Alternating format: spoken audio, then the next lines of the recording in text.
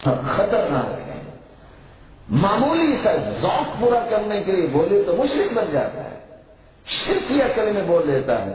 اب دیکھیں نہ جانے کس شاعر نے بیچارے نے بھول کے کہہ دیا کہ محمد سے وفات ہو گئی تو ہم تیرے ہیں، یہ جہاں چیز کا لوح و قلم تیرے ہیں. اعوذ باللہ من ذالک، استغفر اللہ. اتنا بڑا شرک، اتنا بڑا شرک کہ محمد سے وفات ہونے تو ہم تیرے ہیں. بالکل تیرے نہیں، اللہ کے.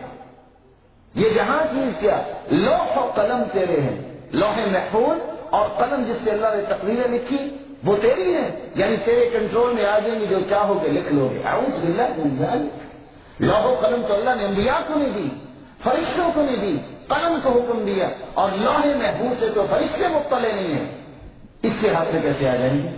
کتنا بڑا شرک ہے. اور مومن جب تک اپنے عقیدے کی حفاظت نہیں کرتا دین کی حفاظت نہیں کر سکتا.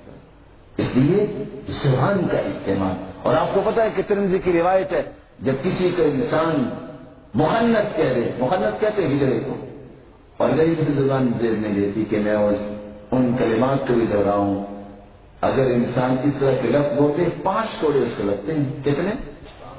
کہ اس نے ایک شخص کو مخنث ہجرہ کیوں کہا ہے. ہجرہ سمجھتے کس کو کہتے ہیں؟ جو بہترین شیر ہوتا ہے اس کو ہجرہ کہتے ہیں. کسی صحیح مسلمان کو کہہ دینے سے 5 کوڑے لگتے ہیں. ہمیں پتہ ہی نہیں سکتا کہ ہم جذبات میں کیا کچھ کہہ دیتے ہیں. نہیں، ہم جذباتی لوگ نہیں ہیں.